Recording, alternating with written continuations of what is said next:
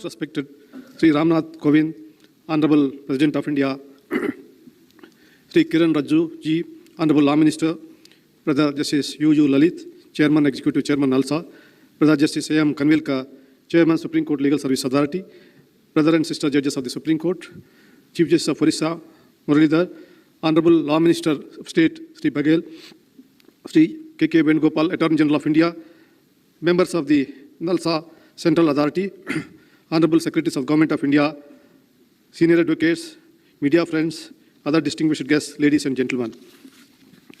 Today marks a historic day, not only for India, but also for the world. The teachings and philosophy of Mahatma not only shaped the path to an independent, tolerant, and self-reliant India, but also shaped many modern civilizations. Even today, the teachings of Mahatma continue to guide humanity towards a better tomorrow. The words of Rabindranath Tagore capture the essence of Gandhiism. I quote, "He spotted at the threshold of the huts of the thousands of disposed, dressed like one of their own. He spoke to them in their own language. Here was living truth at last," unquote. Gandhi strongly believed in the concept of Sarvodaya through Antyodaya, that is, development for all through the welfare of the weakest sections of the society. It is an undeniable truth that only inclusive growth can lead to a situation and a vibrant democracy. Inclusive and sustainable growth would be impossible to attain without providing inclusive access to justice. The framers of our Constitution were well aware about our socio-economic reality. Therefore, they envisaged a welfare state where no one is denied basic needs of life. In order to protect the aforesaid rights, the framers accorded us all equal protection and equality before law. But this guarantee of equal justice will be rendered meaningless if the vulnerable sections cannot enforce their rights. Equality and access to justice complement each other. In countries with major socio-economic gaps, unequal access to justice leads to widening of these divides. Every person comes across legal issues in their lifetime, be it related to employment, inheritancy, business, or the family. Suppression of unmet legal needs results in the suppression of the full potential of an individual. In a complex society like us, which is full of inequalities, problems tend to multiply on their own. Loss of daily wage, prospect of eviction, lack of health care, and uncertainty about the next meal, all these flow from absence of justice. The social cost of this are unimaginable. Socio-economic justice would be impossible to achieve without providing equal access to justice. This is why today all the three organs of the state, the executive, the legislature, and the judiciary have come together to strive for a future based on inclusive equality and fairness. The key to equal access to justice lies in creating legal awareness first. Legal awareness will be the galvanizing force behind the reform process that we are propagating. Only when the vulnerable classes are aware about their rights, they can shape their own future. As I have emphasized before, in this country, we need the people to feel that law and the institutions for everyone. In a democratic country, it is the faith and the trust of the people that sustain institutions. We must earn that faith. The quality of democracy rests on the quality of justice. For a healthy democracy, a vibrant judiciary is essential. COVID-19 has created many problems to many institutions, including the judiciary. Thousands of cases have accumulated in different fora. Apart from the large vacancies and non-working of courts and lack of virtual conferences facilities in rural areas, pandemic has exposed some deep-rooted problems. My companion judges and I have attempted to enable the litigant to get faster justice. I want to state that since May onwards, we have recommended more than 106 judges to the different high courts and 9 chief justices to various high courts. The government has cleared some, and the Honorable Minister informed the rest of the things are going to come in a short time, within 1 or 2 days' time. I thank you, the government, for clearing these vacancies and giving a quick access to justice to the people. These appointments will take care of the pendency to some extent. I seek cooperation and support from the government to enable access to justice and strengthen the democracy. Since its inception 25 years ago, NALSA has rendered service to crores of people and helped them in realizing their rights and entitlements, all free of cost. But now, we need to turn our efforts into a movement. Towards this end, NALSA is embarking on this ambitious 6 weeks program, beginning on the auspicious day of Gandhi Jayanti till the birth anniversary of Pandit Nehru. NALSA's goal should be, if the needy cannot reach us, we shall reach the needy. Making this noble mission a grand success will be the real tribute to our founders. I urge all of you to wholeheartedly support this endeavor and carry the flag of justice to the remotest corner and to the weakest person in this country. As we celebrate 75 years of independence, it is a challenge for all the three organs of the state to work together to realize the goals of true freedom and independence. Empowering and enabling the people is the key to freedom. Freedom from iniquity, freedom to dream, freedom to achieve. I would like to invoke the spirit of Mahatma in light of the colossal task that lies in front of us. I quote, "Man become great exactly in the degree in which he works for the welfare of his fellow men," unquote. Now, we are fortunate to have the Honorable President of India, who was a lawyer himself. I would like to express my gratitude for the support of the Honorable President of India has always given to further the legal reforms in the country. In the interest of justice, he has the first to advocate making available all the judgments in the regional languages. Being concerned with the welfare of the people, he always seeks to improve the legal aid system. His presence here is a testament to that. It is his strong belief in gender justice that was instrumental in the recent appointments of judges to the Supreme Court. With him at the helm, the positivity will spread across all the high courts. I am grateful to Rashtrapati Ji for agreeing to launch this historic Pan-India legal awareness and outreach campaign. We all know how dynamic our law ministry is. His high energy levels is reflected in his interactions with the people. I was told that he set Twitter on fire with high energy dance. His connect with the common people defines his commitment to society. Under the leadership of my brother Justice UU Lalit, who is a creative leader, I am sure this innovative campaign will turn a new page in the history of legal services in India. My brother Justice Kanvilkar is a very hardworking and diligent judge. Under his leadership, the Supreme Court Legal Services Committee is leading from the front and setting new benchmark in the legal service. I consider media to be one of the key stakeholders in this mission. I request the media friends to be partners with NALSA to advance the cause of justice to all. I urge all the stakeholders to join this historic journey aimed at making justice accessible to each one of those in need of the legal aid. Best wishes. Thank you very much.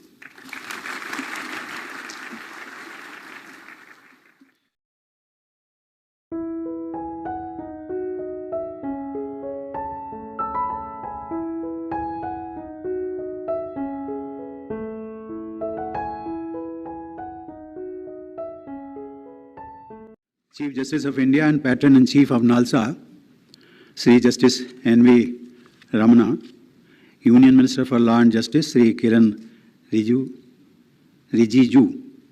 Judge in the Supreme Court of India and Executive Chairman, NALSA, Sri Justice UU Lalit, Judge in the Supreme Court of India and Chairman, Supreme Court Legal Services Authority and Committee, Sri Justice A.M. Kanvilkar, Judges of the Supreme Court and various High Courts, members of Bar and paralegal volunteers, my dear students, ladies and gentlemen. It gives me immense pleasure to launch the awareness and outreach program of NALSA being organized as a part of Azadi Ka Amrit Mahotsav to commemorate 75 years of India's independence. We know that our freedom struggle was led by many great liars who also strived to make our society more progressive. They envisioned a society based on justice, liberty, equality, and fraternity. These fundamental principles have been enshrined in our Constitution. Since independence, we have made substantial progress in realizing our constitutional goals, but a lot of work remains to be done to reach the destinations identified by our founding fathers. I commend NALSA for its vision to promote an inclusive legal system to ensure fair and meaningful justice to marginalized and disadvantaged sections. I am glad that NALSA is working towards our constitutional objective of providing equal and barrier-free access to justice. I also compliment NALSA for launching this awareness drive on Gandhi Jayanti. Mahatma Gandhi is a symbol of service to humanity, including services to help the downtrodden get justice. Earlier this morning, I went to Rajghat and paid my respect to Mahatma Gandhi. More than 125 years ago, Gandhiji had set certain examples which are relevant to the entire legal fraternity even today. In his first major case in South Africa, Gandhiji suggested the parties to seek a compromise out of court. The parties agreed on an arbitrator who heard the case and decided in favor of Gandhiji's client. This resulted in a heavy financial burden on the other party. Gandhiji convinced his own client to permit the losing party to make payments in easy installments over a very extended period. Consequently, both the parties felt relieved by that settlement. Prior to the settlement, the cost of litigation was harming both the parties. That experience reinforced Gandhiji's opinion that out-of-court settlements were preferable to litigation. He followed this approach throughout his legal practice of 2 decades, before devoting himself full-time to pursuit of political, social, and spiritual goals. Gandhiji had a flourishing legal practice with handsome income as a lawyer in South Africa.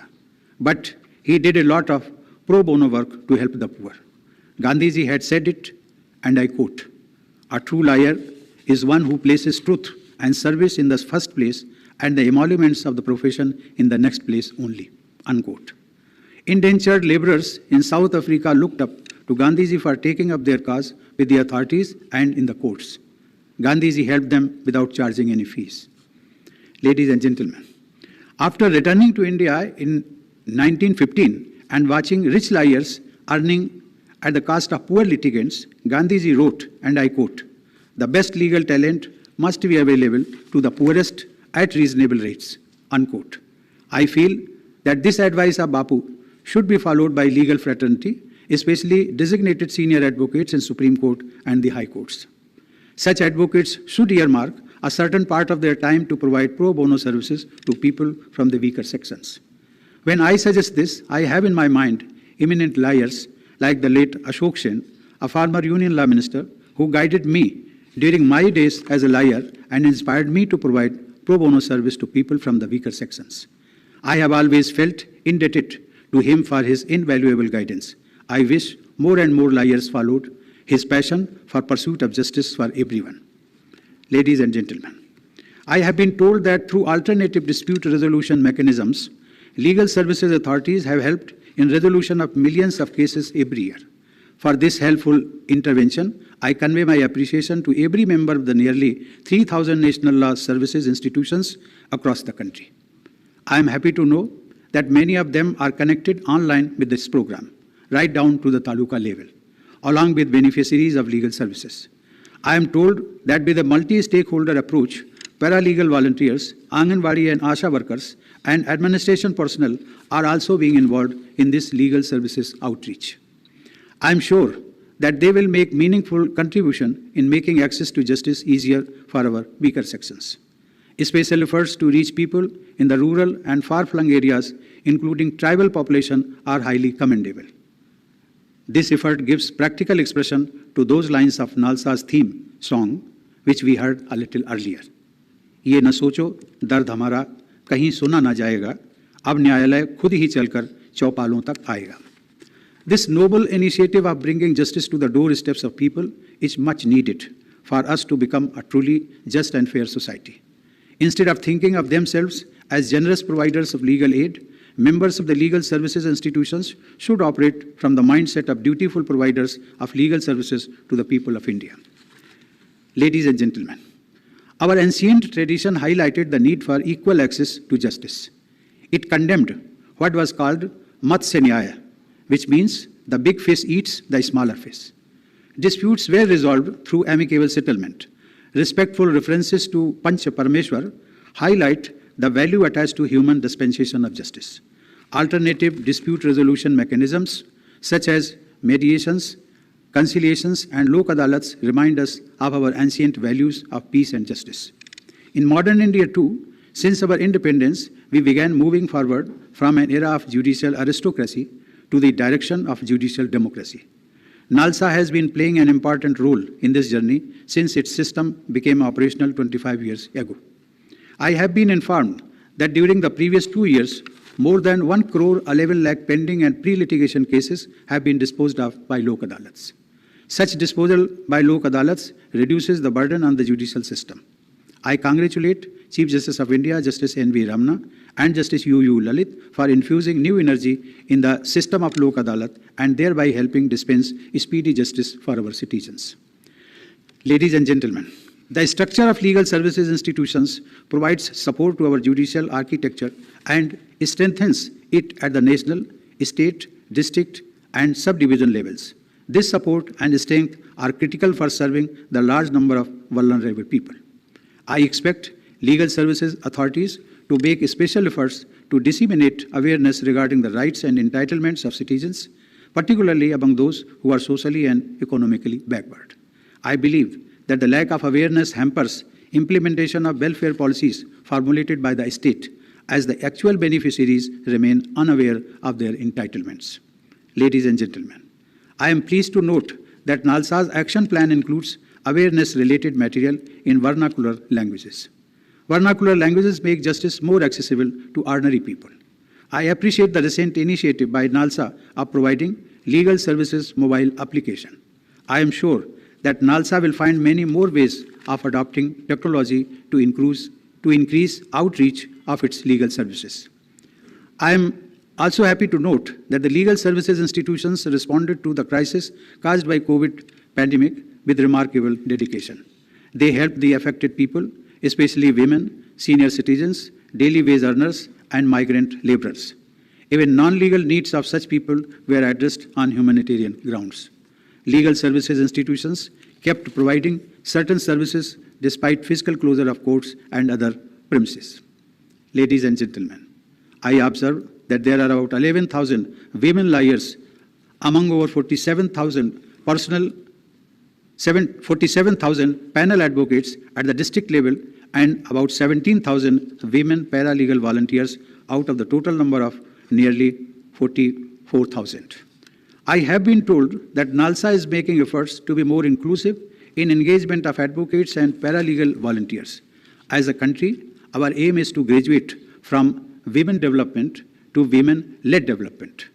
Therefore, increasing the number of women in national legal services institutions is as important as reaching out to the largest possible number of women beneficiaries. It is thoughtful of NALSA to have students from law colleges attend this program. On the young shoulders of such students rests the responsibility of shaping the India of the future. Law colleges should adopt villages for providing legal services. Project reports concerning legal services for the poor and rural population should be part of curriculum for law students. I am sure that this generation of young law students will contribute to the making of an India which will be a role model for the global community in terms of socio-economic development parameters. Their generation will build and see the India of 2047 when the country will be celebrating 100 years of its independence. I am sure that the India led by them will showcase a society where prosperity and happiness will be complemented by justice, liberty, equality, and fraternity. I wish the teams of legal services institutions all success in their endeavors. Thank you. Jai Hind. Honorable Mr. Justice UU Lalit, Judge Supreme Court of India, Executive Chairman, NALSA. Honorable Mr. Justice D.Y. Chanchur, Judge Supreme Court of India, Chairman, E-Committee of Supreme Court of India. Honorable Mr. Justice Sanjay Kishan Kaul, Judge Supreme Court of India. Honorable the Attorney General for India. Honorable Chief Justices and Judges of different high courts. Members of the bar, dear law students, law teachers, media people. I know that several thousands have joined the YouTube of Bar Council of India to watch this program. First of all, I express my thanks and gratitude to the honorable judges, the organizers of this program, to give this opportunity to address this gathering. Free legal services or pro bono lawyering is a great service to the humanity. A pro bono service is important in giving the very purpose and meaning of the professional life. In some of the developed countries, the Bar Ethical Code have long maintained that all lawyers have the obligation to assist the poor, helpless, and needy individuals who cannot afford the counsels of their choice. Yet even in those countries, the percentage of lawyers who provide free legal services has remained very disappointing. In our country, the majority of advocates do not perform the significant pro bono work, and the clients who are unable to afford are the sufferers. It's a fact that in many of the nations, the landmark public interest cases have been reported because of the active lawyers' voluntary contributions. The Bar Council of India prescribed and introduced the legal aid clinics for all the law schools of the country long back in the year 2008. Despite that, the pro bono service occupies a very marginal place in the legal education. While some of the good law schools very well support the pro bono principle, but only about 10 to 15% of schools are taking it seriously and appointing the experienced faculty, the lawyers, former judges for training the students. As the chairman of the Bar Council of India, sir, I take this opportunity to announce on the launch of this Pan-India Legal Awareness and Outreach Campaign that the pro bono services by the law students and the law schools of the country will now be linked with the accreditation standard of the law schools in order to encourage the students to participate in the programs of legal aid services to the needy people. Legal services is a fundamental need. And second, that the lawyers have some responsibility to help make those services available. Access to law is the right that protects all rights. Legal profession has a monopoly on provisions of essential services. The people say that our justice system is designed for and by the lawyers. Lawyers have special privileges that entails special obligations, and thus it is not unreasonable to expect lawyers to make some pro bono contributions in return for their privileged status.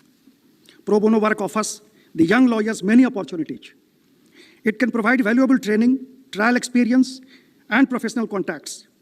Through such activities, the lawyers can develop capacities to communicate with diverse audiences and build problem-solving skills. Involvement with community groups, charitable organizations, and public interest causes is a way for advocates to expand their perspectives, enhance their reputations, and it also attracts paying clients. The bar councils have noted that while many lawyers acknowledge the importance of free legal services, but most of the lawyers also oppose the same on various grounds. But in our opinion, there is absolutely no convincing reason for such objections. Whether the pro bono service should be mandatory or it should remain voluntary is a question to be considered. In our context, presently it cannot be made mandatory, but the pro bono services or free legal services may be linked with some incentive in the matters of appointment as judicial officers or judges, or even engagement as the law officers and law teachers. But as the leader of the Indian Bar, I must appreciate the steps taken by the National Legal Services Authority of our country. The legal aid clinics of the law schools have been given proper recognition, and the credit goes to our Executive Chairman, Honorable Mr. Justice U.U. Lalit Saab. I received a call, and the Bar Council of India was asked to provide the names of law students who would provide legal aid to each and every village of the country. This is a novel idea, and it is going to succeed, and it will have the far-reaching effects. I have already made a request to the Honorable Executive Chairman to involve the deserving young advocates throughout the state bar councils. We shall write to all the bar associations. All the bar associations shall be required to involve the promising young advocates, particularly from the poor family backgrounds. The bar councils will cooperate with the concerned judicial officers, the law schools, and their students chosen for this purpose. And if it is done, there is no doubt that in coming years, NALSA will achieve its goal. I must make the House acquainted with the feelings of Bar Council that the lawyers were feeling neglected from the side of authorities under NALSA. But the scenario has changed today. The bar is now feeling very happy on its active involvement with the schemes and programs of NALSA. As the chairman of Bar Council of India, I'd like to give this message to the students as well as the beginners of the profession that pro bono work can provide valuable training in interviewing, negotiating, drafting, problem solving, and dealing with individuals from different backgrounds. It provides exposure to cope with various social problems. The students of law can have crucial opportunity of cooperation with the local bar associations. Sir, before coming to an end, I have noted the suggestions given by Honorable Mr. Justice U.U. Lalit Saab and Honorable Mr. Justice D.Y. Chanchud Saab. And I can assure on behalf of the bar that today's program and such programs, they really encourage and they persuade the senior and the young lawyers to do the pro bono services. Our senior lawyers will come forward now. We on behalf of the bar will also persuade them, and they will do the pro bono services. So far, the suggestion of Honorable Mr. Justice Chanchud Saab with regard to this renewal of COP Sir, I can assure on behalf of the Indian Bar that henceforth we will frame a scheme. The pro bono services rendered by the young lawyers and the lawyers as a whole will be linked with the renewal of their certificate of practice every 5 years. Thank you for giving this opportunity again. हम साथ साथ हैं। NALSA का जो भी scheme, जो भी programme होगा, सुप्रीम कोर्ट के ई कमेटी का भी जो भी प्रोग्राम रहा है, हम साथ साथ रहे हैं। और इस मंच से आपको वचन देते हैं, वी आर एश्योरिंग यू, जब भी हमारी जरूरत पड़ेगी, जब भी बार की जरूरत पड़ेगी। आज़ादी की लड़ाई जब हुई थी, कोई फीस वकीलों ने नहीं मांगा था। वकील का काम है समाज की सेवा करना। We will serve the society in whatever manner you will say. इन्हीं शब्दों के साथ सबों को प्रणाम नमस्कार करते हुए वाणी को विराम देता हूं। धन्यवाद।